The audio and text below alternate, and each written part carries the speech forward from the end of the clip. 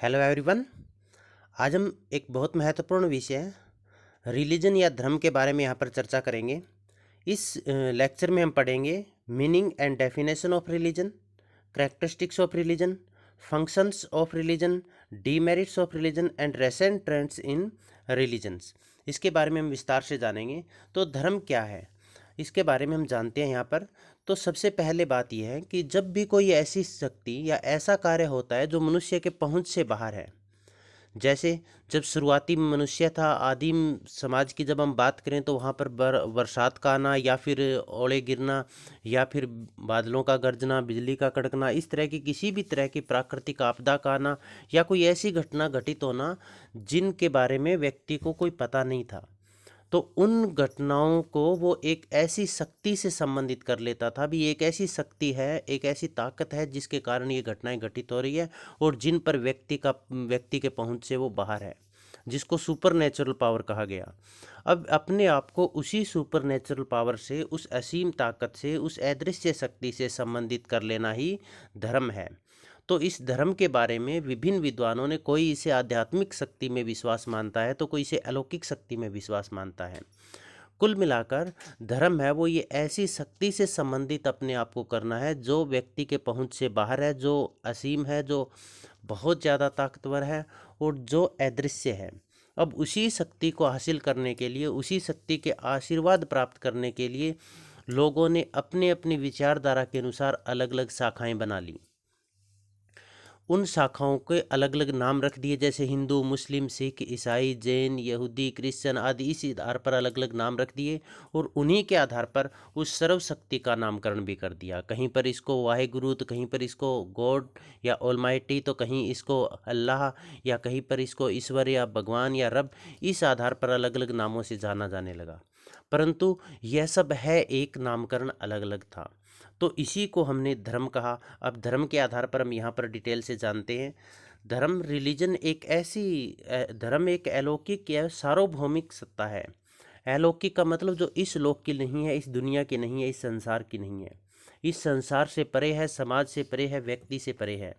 सार्वभौमिक का मतलब जो प्रत्येक समाज में पाई जाती है, हर जगह पर, हर दुनिया में, या जैसे हम कहते भी हैं कि भगवान है वो कण कण में विद्यमान है, तो ये हर जगह पर है, जो मानव समाज को समझने और सामाजिक संगठन के महत्वपूर्ण भूमिका निभाती है। धर्म एक ऐसी अलौकिक ताकत है जो मानव समाज को समझने, मानव के मूल्यों को समझने, विभिन्न संस्थाओं के कार्यों और प्रकारों को समझने, व मानव के संगठन, एकता व आपसी सामंजस्य और भाईचारे को समझने में इसकी महत्वपूर्ण भूमिका होती है। इसका संबंध मानव की भावनाओं, श्रद्धा, भक्ति और विश्वास से जुड़ा है। धर्म है वो धर्म मानव की भावनाओं, उसकी श्रद्धा, भक्ति भाव और विश्वास से जुड़ा है होता है। धर्म मानव के आंतरिक जीवन को भी ही प्रभावित नहीं करता है। ये नहीं है भी धर्म व्यक्ति के आंतरिक जीवन को प्रभावित करता है, बल्कि इसके साथ साथ सामाजिक, सांस्कृतिक, आर्थिक, शैक्षिक जीवन को भी प्रभावित करता है। धर्म के आधार पर सामाजिक मूल्य बने हुए हैं, धर्म के आधार पर पहनावा, खान पान आदि बना हुआ है। जैसे धर्म, कोई धर्म ये नहीं कहता जीव हत्या को, जीव को मारकर खाएं आप। तो इस आधार पर धर्म है वो केवल सामाजिक व सांस्कृतिक जीवन में भी प्रभावित करता है, वो आंतरिक जीवन को भी प्रभावित करता है। आर्थिक जीवन का तात्पर्य ये हुआ भी किसी का दिल दुखाकर पैसे न कमाए जाएं, या इलीगल तरीके से पैसे न कमाए जाएं, बेईमानी न किए नहीं करनी चाहिए। इस तरह से आर्थिक जीवन को भी ये प्रभावित करता है। शैक्षिक जीवन भी में धार्मिक मूल्यों का महत्वपूर्ण प्रभाव रहा है, क्योंकि शिक्षा है वो धार्मिक मूल्यों पर आधारित है। इसी तरह से जैसे हम देखते हैं गीता, बाइबल, कुरान, महाभारत या वेद है, वो भी शिक्षा के अंतर्गत आते हैं। उन्हीं को ज्ञान शिक्षा का एक महत्वपूर्ण अंग है, को प्रभावित करता है। तो इसका मतलब धर्म आंतरिक जीवन के साथ साथ बाह्य जीवन, सांस्कृतिक, सामाजिक, शैक्षिक जीवन को भी प्रभावित करता है। धर्म, मार्क्स ने धर्म को एक अफीम के समान मानते हैं। अब धर्म के बारे में लोगों के विचार अलग अलग है। मार्क्स धर्म को अफीम के समान मानकर इसको समाप्त कर देना चाहते हैं। इसके साथ तो वहीं दुर्खीम, दूसरी ओर दुर्खीम है जो धर्म को एक सामाजिक तथ्य मानकर संपूर्ण समाज को एक देवता माना है। दुर्खीम ने माना है कि संपूर्ण समाज एक देवता के समान है और वो समाज को एक सही दिशा प्रदान करता है। आपके अनुसार धर्म सामूहिक चेतना का प्रतीक है। लोगों के, एक धर्म को मानने वाले सभी लोगों की सामूहिक चेतना का प्रतीक धर्म है। इस प्रकार मानव जीवन का एक महत्वपूर्ण अंग धर्म है। अब धर्म की मीनिंग और डेफिनेशंस के बारे में हम जानते हैं तो रिलीजन शब्द लैटिन भाषा के रिलीजियस या रिलीजियो से बना है, जिसका अर्थ है बांधना या मनुष्य को ईश्वर से संबंधित करना। बांधना का मतलब ईश्वरीय ताकत से बांधना। हिंदू दर्शन शास्त्र के अनुसार धर्म शब्द की उत्पत्ति संस्कृत भाषा के ध्री धातु से मानी जाती है, जिसका अर्थ होता है धारण करना। क्या धारण करना? अर्थात सभी जीवों के प्रति मन में दया धारण करना। हिंदू धर्म मानता है जीव हत्या एक पाप मानता है और किसी भी जीव की हत्या की अनुमति नहीं देता है। तो धर्म को विभिन्न विद्वानों ने अलग अलग तरीके से प्रभावित किया। एडवर्ड टाइलर, अब धर्म की एडवर्ड टाइलर ने क्या कहा है कि धर्म आध्यात्मिक शक्ति में विश्वास है, भी ऐसी शक्ति जो सुपर नेचुरल है, आध्यात्म है, उस शक्ति में विश्वास करना ही धर्म है। तो वहीं मैक्स पुलर, अब जो एडवर्ड टाइलर है, ये जो आत्मावाद या जीववाद, धर्म की उत्पत्ति का आत्मावाद या जीववाद का सिद्धांत था, उसके जनक हैं ये। इन्होंने धर्म की उत्पत्ति के संबंध में सबसे पहला सिद्धांत आत्मवाद या जीववाद का दिया था। मैक्स मुलर जो है, इन्होंने पियूस के साथ जीवित सत्तावाद का सिद्धांत दिया और ये प्रकृतिवादी धर्म के उद्गम सिद्धांत के प्रकृतिवादी सिद्धांत के जनक भी ये माने जाते हैं। इन्होंने क्या कहा? धर्म असीम का साक्षात है। असीम का मतलब ऐसी ताकत जिसकी कोई सीमा नहीं है, जिसकी कोई बाउंड्री नहीं है, उसके दर्शन करना ही धर्म है, उससे अपने आप को संबंधित करना ही धर्म है। वहीं जॉनसन क्या मानते हैं कि अलौकिक शक्ति में विश्वास ही धर्म है। अलौकिक का मतलब एक ऐसी ताकत जो इस दुनिया से परे है, इस दुनिया से दूर है, उस ताकत में विश्वास करना ही धर्म है। मेलिनोवस्की क्या मानते हैं? धर्म क्रिया की एक विधि है, मतलब कार्य करने की एक विधि है और साथ ही विश्वासों की एक व्यवस्था है। यह एक विश्वास का प्रतीक है, विश्वास की एक व्यवस्था है, क्योंकि जिस भी धर्म को हम मानते हैं वो विश्वास पर आधारित होता है। उसी धर्म के मूल्यों आदर्शों में हमारी भक्ति भाव भी होता है और विश्वास भी होता है। तो इस आधार पर धर्म एक समाजशास्त्रीय घटना के साथ साथ एक व्यक्तिगत घटना भी है।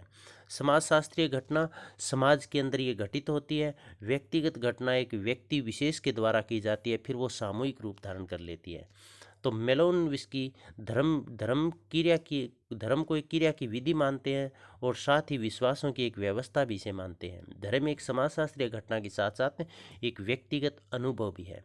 उपरोक्त परिभाषाओं के आधार पर कहा जा सकता है कि धर्म किसी न किसी प्रकार की अतिमानवीय का मतलब होगा सुपर ह्यूमन, मतलब मनुष्य से जो परे हो, मनुष्य से बहुत ज़्यादा ताकतवर है, मनुष्य की पहुंच से जो दूर है, या अलौकिक जो इस लोक की नहीं है, बाहरी दुनिया है कोई। समाजोपरि का मतलब सुपर सोशल, समाज से दूर। शक्ति पर विश्वास है जिसका आधार, अब इस शक्ति पर विश्वास है, ये विश्वास हम क्यों करते हैं? भय के कारण। वो प्राकृतिक शक्ति का हमें को भाजन न बनना पड़े, उस प्राकृतिक शक्ति हमारे ऊपर कोई श्राप न दे दे, और दूसरा श्रद्धा और भक्ति और पवित्रता की धारणा के कारण हम इस प्राकृतिक शक्ति के ऊपर विश्वास करते हैं, और जिसकी अभिव्यक्ति प्रार्थना, और इसकी अभिव्यक्ति हम करते कैसे हैं? प्रार्थना से, पूजा से, इबादत से, आराधना से आदि के माध्यम से इनकी पूजा आराधना की जाती है, या फिर इस भक्ति भाव की अभिव्यक्ति की जाती है। अब इस धर्म के उद्गम के सिद्धांत थे आत्मावाद या जीववाद का सिद्धांत टाइलर ने दिया था, जीवित सत्तावाद मैक्स मुलर या पियूस ने दिया था। इसी सिद्धांत को आगे बढ़ाते हुए मानववाद का सिद्धांत दिया था मैरिट ने। धर्म का सामाजिक सिद्धांत दुर्खीम ने दिया और पूरे समाज को एक देवता के समान माना, और पवित्रता और अपवित्रता के बारे में भी इन्होंने अपने सिद्धांत में समझाया। तो वहीं धर्म के प्रकार्यवादी सिद्धांत है उसके जनक मेलिनोवस्की रहे, और धर्म के प्रकृतिवादी सिद्धांत के जनक भी मैक्स मुलर रहे। तो इन सिद्धांतों के बारे में हम अगले वीडियो में आपको बताएंगे। कैरेक्टरिस्टिक्स ऑफ रिलीजन, धर्म की विशेषताएं क्या क्या है, तो इसके बारे में हम यहाँ पर विस्तार से जानते हैं। तो पहला है धर्म अलौकिक शक्ति में विश्वास है, बिलीफ इन सुपरनेचुरल पावर। धर्म का तात्पर्य एक ऐसी शक्ति में विश्वास करना है जो व्यक्ति से परे है, जो इस लोक की नहीं है, जो एक रहस्यमयी शक्ति है। जैसे हम किसी भी धर्म को मानने वाले हैं, और जब भी कोई घटना घटित होती है तो हम ये कहते हैं कि ये तो ऊपर वाले के हाथ में है। वो ऊपर वाला कौन है? वही अलौकिक शक्ति है। तो धर्म की जो पहली महत्वपूर्ण विशेषता है वो अलौकिक शक्ति में विश्वास करना है, वो आध्यात्मिक शक्ति में विश्वास करना है, वो एक अदृश्य शक्ति में विश्वास करना है, जिस अदृश्य शक्ति का आधार हम पूरी दुनिया को मानते हैं, और हम ये मानते हैं कि पूरी दुनिया में जो कुछ भी हो रहा है वो सब उसी शक्ति के माध्यम से हो रहा है। सार्वभौमिक व सार्वकालिक, भगवान तो कण कण में विद्यमान है। इसका मतलब वो जो सुपर नेचुरल शक्ति है वो कण कण में विद्यमान है। वो कोई दुनिया नहीं देखती, कोई समाज नहीं देखती, कोई क्षेत्र नहीं देखती। सार्वभौमिक का मतलब जब से मनुष्य का अस्तित्व हुआ तभी से लेकर या उससे पहले भी धर्म का अस्तित्व था। यह एक सार्वभौमिक संस्था है। प्रत्येक समाज में, प्रत्येक देश में, हर जगह पर यह विद्यमान है। अनुयायी धर्म की एक और अन्य महत्वपूर्ण विशेषता है कि धर्म में अनुयायियों का होना आवश्यक है। धर्म में अनुयायी अवश्य होते हैं। अनुयायी का मतलब फॉलोवर। भी हिंदू धर्म को मानने वाले लोग उस धर्म के अनुयायी कहलाएंगे, मुस्लिम धर्म को मानने वाले लोग उस धर्म के अनुयायी कहलाएंगे। और इसके साथ साथ पवित्रता की धारणा, धर्म के अंदर पवित्रता की धारणा होती है। जिस भी धर्म को हम मानते हैं उस धर्म से संबंधित जो भी चीज़ें हैं वो सब चीज़ें हमारे लिए पवित्र होती है। उसके धार्मिक ग्रंथ हों, उसके मूल्य हों, आदर्श हों, वो सब हमारे लिए पवित्र होती है। और दुर्खीम ने अपने इस धर्म की उत्पत्ति के सामाजिक तथ्य के सिद्धांत में पवित्र और अपवित्रता के बारे में बताया था। जो हमारा धर्म है उससे संबंधित जो चीज़ है वो हमारे लिए पवित्र है, और जो धर्म विरोधी चीज़ है वो हमारे लिए अपवित्र होती है। धार्मिक मान्यताएं, धर्म के अंदर धार्मिक, प्रत्येक धर्म की धार्मिक मान्यताएं होती है। उन धार्मिक मान्यताओं के आधार पर ही जो उस धर्म को मानने वाले अनुयायी है, उसके फॉलोअर्स है, वो व्यवहार करते हैं। धार्मिक अनुसंधान, प्रत्येक धर्म के धार्मिक अनुसंधान होते हैं। धर्म में धार्मिक अनुसंधान होते हैं, जैसे पूजा पाठ हो गई, आराधना हो गई, इबादत हो गई, तो इस भजन कीर्तन हो गए, जागरण हो गए, सत्संग का प्रोग्राम हो गया। तो इसका मतलब प्रत्येक जो धार्मिक जो धर्म है उसके अंदर किसी न किसी तरह के धार्मिक अनुसंधान जरूर होते हैं। इसमें आप ये भी लिख सकते हैं कि धार्मिक संस्था भी होती है।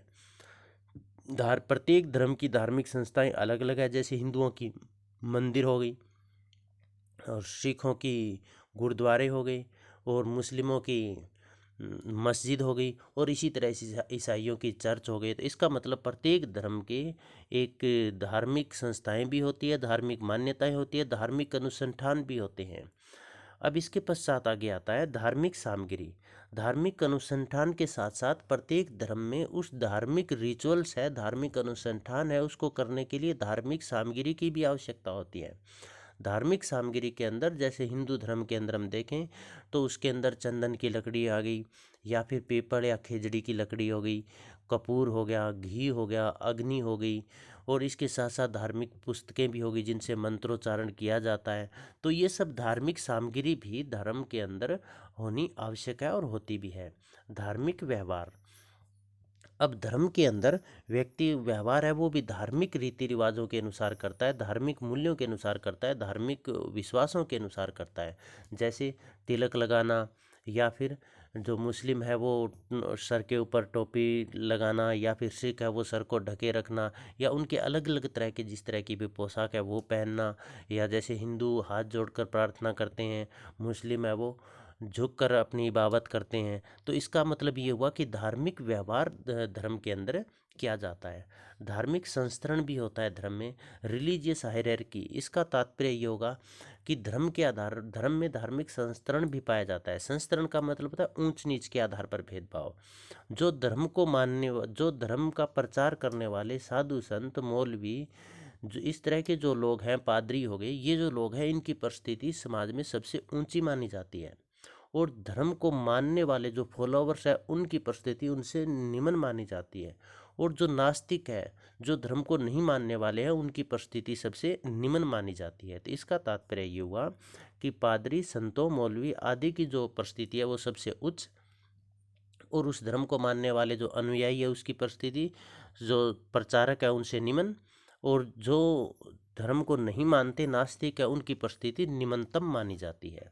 धार्मिक ग्रंथ, प्रत्येक धर्म के अंदर धार्मिक ग्रंथ होते हैं, और उन्हीं धार्मिक ग्रंथों में उनके मूल्य, आदर्श आदि लिखे होते हैं, और उन्हीं नियमों के या सिद्धांतों के आधार पर धार्मिक मान्यताओं, परंपराओं, रिचुअल्स आदि का पालन किया जाता है। जैसे हिंदू धर्म में गीता, रामायण, महाभारत आदि है, वेद भी हैं। इसी तरह से जो सिख धर्म है उसके अंदर गुरु ग्रंथ साहिब हो गए, और इसी तरह से जो मुस्लिम है उनके धर्म है उसके कुरान, या फिर जो ईसाई है उनके बाइबल। इस तरह से प्रत्येक धर्म में धार्मिक ग्रंथ भी होते हैं। श्रेष्ठता की भावना, प्रत्येक धर्म के अंदर श्रेष्ठता की भावना होती है।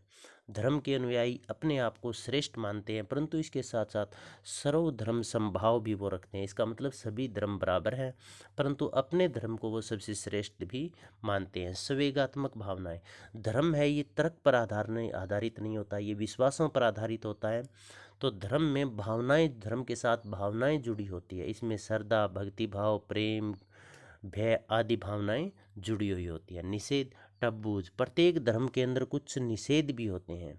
निषेध का मतलब वे कार्य जो नहीं करने, और उन निषेधों के अंतर्गत जैसे चोरी करना, झूठ न बोलना, दुराचार, या फिर मारपीट, जीव हत्या आदि इस तरह के कार्य हैं जिनकी मनाही होती है। तो प्रत्येक धर्म में निषेध भी होते हैं। निषेध का तात्पर्य ऐसे कार्य जो धर्म विरोधी माने जाते हैं और वो कार्य करने पर मनाही होती है।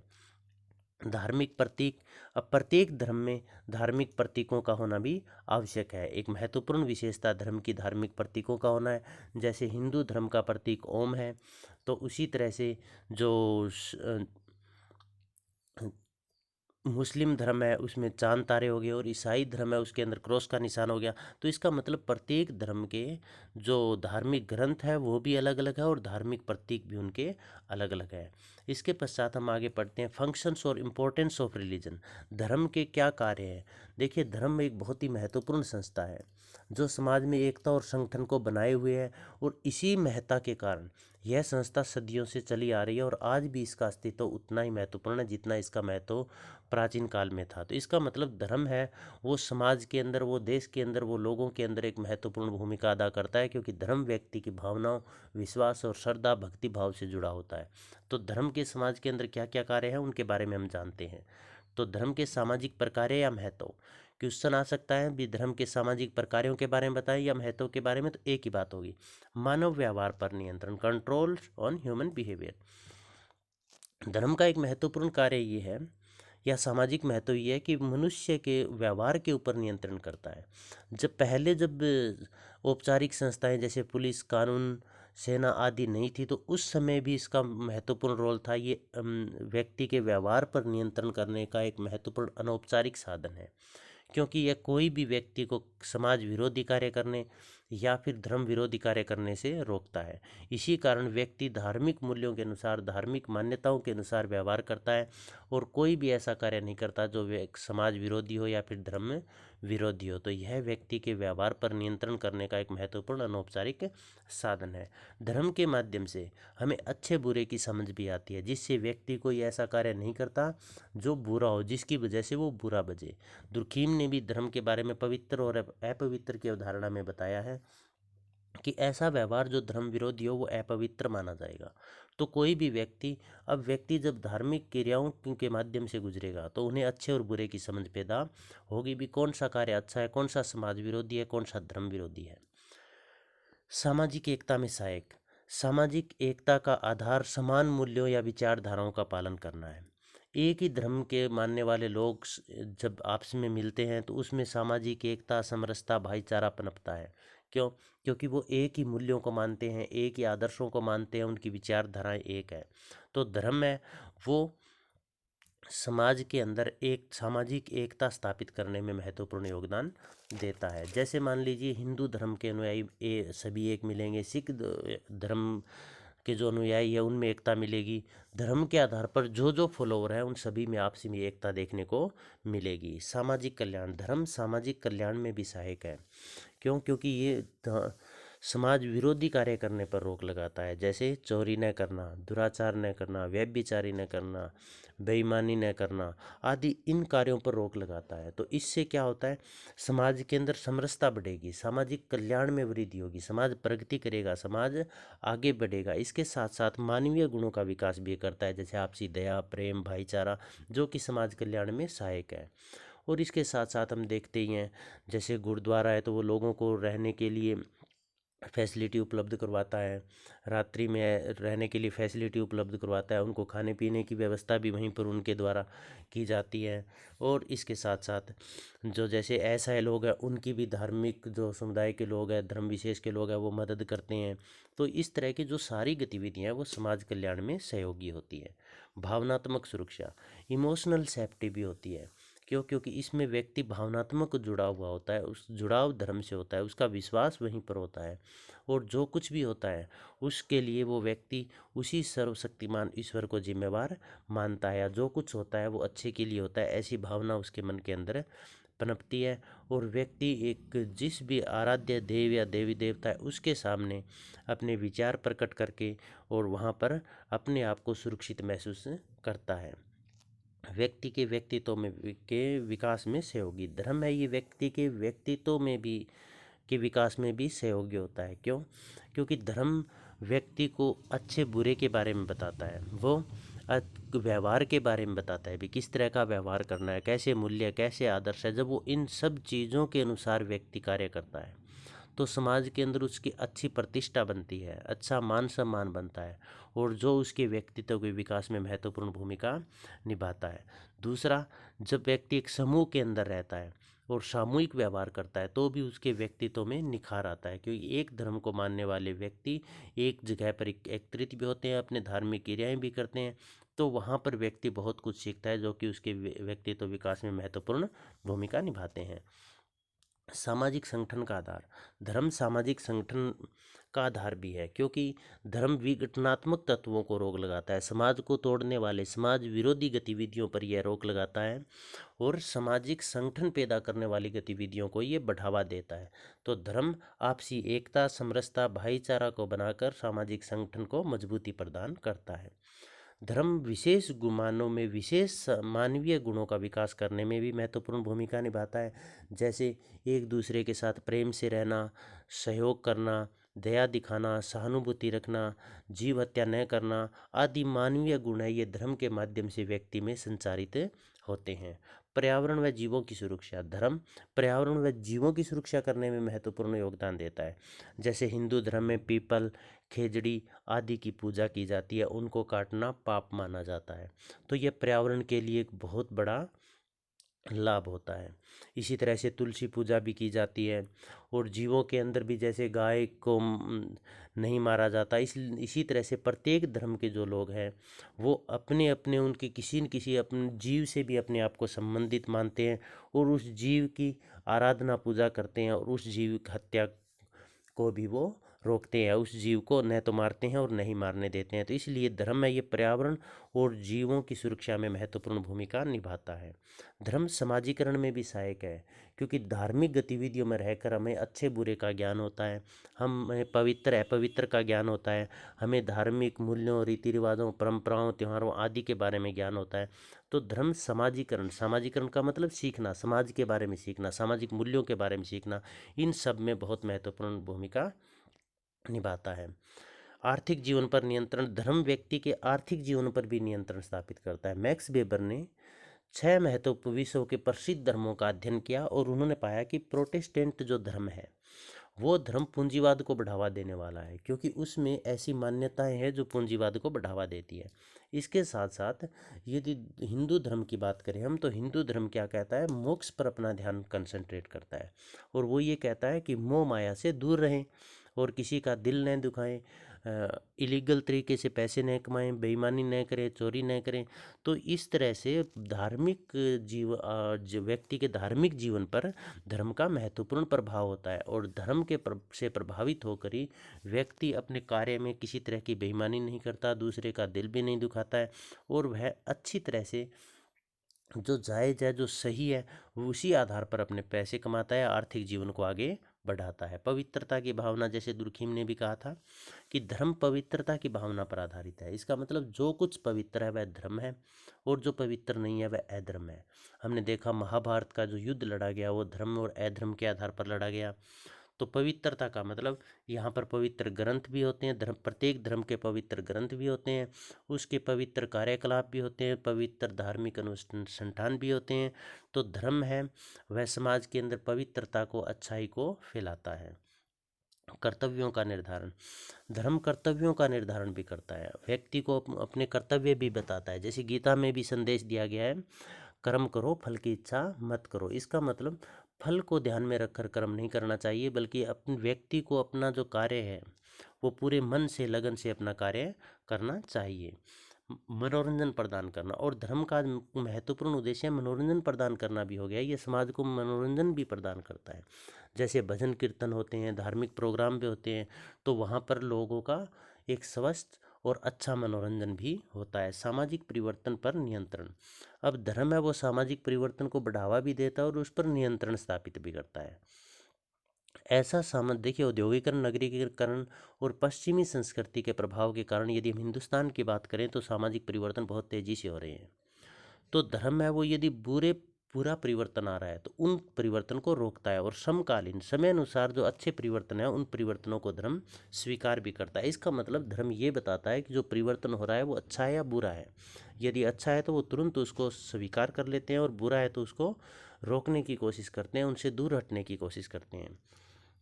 विषम परिस्थितियों में संतुलन बनाए रखने में सहायक। कई बार ये होता है कि विषम परिस्थितियाँ आ जाए, चाहे वो पारिवारिक हो, चाहे वो राजनीतिक हो, चाहे आर्थिक हो, किसी भी तरह की विषम परिस्थितियाँ आ जाए और व्यक्ति अपनी पहले की स्थिति से बहुत निम्न स्तर पर पहुंच जाए तो वो निराश हो जाता है। परंतु धर्म ऐसी परिस्थिति में भी व्यक्ति को हौसला बनाए रखने में मदद करता है, क्योंकि व्यक्ति के मन में जब धर्म के प्रति श्रद्धा विश्वास होता है तो वो ये सोचने लग जाता है कि जो ऊपर वाला कर रहा है वो ठीक कर रहा है, ऊपर वाला जो कर रहा है वो ठीक कर रहा है। तो इस आधार पर वो संतुष्ट होकर अपनी विषम परिस्थितियों में भी अनुकूलन कर लेता है, और उन्हीं परिस्थितियों में फिर वो आगे बढ़ने की कोशिश करता है। अब हम डीमेरिट्स ऑफ रिलीजन, धर्म की हानियाँ क्या है। देखिए, धर्म अफीम के नशे के समान है। कार्ल मार्क्स ने धर्म को अफीम के नशे के समान माना है। क्यों? क्योंकि धर्म में जो पूंजीपति लोग हैं वो धर्म की आड़ में जो श्रमिक वर्ग है उनको बहका कर क्रांति करने से रोकते हैं, उनके दिमाग पर कंट्रोल करते हैं, क्योंकि धर्म सबसे ज़्यादा मानसिक जकड़ता प्रदान करता है। इसका मतलब मानसिक गतिविधियों पर पकड़ मजबूत बनाता है, और वही पूंजीपति धर्म को हथियार बनाकर श्रमिकों के मस्तिष्क को पकड़े हुए हैं और उनको क्रांति करने से रोक दिया है। इसका मतलब यह शोषण का प्रतीक है। सांप्रदायिकता, धार्मिक कट्टरता सांप्रदायिकता को बढ़ाती है। जब एक धर्म विशेष के लोग अपने आप को श्रेष्ठ समझने लग जाए और दूसरे धर्म को महत्व न दें या उस धर्म के मार्ग में बाधा बनने लगे तो आपस में धार्मिक दंगे फसाद भी शुरू हो जाते हैं, जो कि समाज और व्यवस्था और व्यक्ति सभी के लिए हानिकारक है। राष्ट्रीय एकता और अखंडता के लिए खतरा। धर्म के आधार पर समाज या संगठन या देश है वो अलग अलग टुकड़ों में बिखर जाता है, जिससे खंडता पैदा होती है। अलग अलग टुकड़े हो गए, जो कि राष्ट्रीय एकता के लिए और प्रत्येक देश के समाज की एकता के लिए भी एक गंभीर चुनौती और खतरा बनकर उभरता है। अंधविश्वास को बढ़ावा, क्योंकि धर्म विश्वास पर आधारित है, पाखंड पर आधारित है, कर्मकांडों पर आधारित है, ये तर्क पर आधारित नहीं है। तो इस आधार पर धर्म विज्ञान के मार्ग में एक बाधा है और यह अंधविश्वास को बढ़ावा देने वाला है। अंधविश्वास के बढ़ावा देने के कारण ही हम देखते हैं कि विशेषकर हरियाणा में या फिर इंडिया की हम बात करें तो धर्म के आधार पर बहुत सारे कर्मकांड भी हुए हैं, बहुत सारे महिलाओं का शोषण भी वहाँ पर हुआ है। तो इसका मतलब जब अंधविश्वास किया जाता है, तर्क के आधार पर ध्यान नहीं दिया जाता है, तर्क के आधार पर निरीक्षण परीक्षण नहीं किया जाता है, तो धर्म है वो एक हानिकारक भी बन जाता है। सामाजिक एकता व समरसता में बाधा। धर्म सामाजिक एकता और समरसता में बाधा पैदा भी करता है। जब धर्म विशेष के लोग अपने आप को श्रेष्ठ समझेंगे, धार्मिक दंगे फसाद होंगे, तो आपसी मनमुटाव होगा, आपसी भाईचारा खत्म होगा, आपसी वैमनस्य, द्वेष और शत्रुता की भावना बढ़ेगी, जो कि सामाजिक एकता और समरसता में बाधा है। सामाजिक समस्याओं में वृद्धि। धर्म से विभिन्न प्रकार की सामाजिक समस्याएं पैदा हो जाएगी, क्योंकि जैसे बाल विवाह, सती प्रथा, विधवा पुनर्विवाह, इस तरह की जो सामाजिक कुरीतियाँ थी, इन कुरीतियों के पीछे धर्म का महत्वपूर्ण भूमिका थी। और जब इन कुरीतियों को सरकार ने बदलने की कोशिश की तो धर्म उनके सामने एक बाधा बनकर खड़ा हुआ, क्योंकि धर्म रूढ़िवादी होने के कारण इन परिवर्तन को स्वीकार नहीं करता।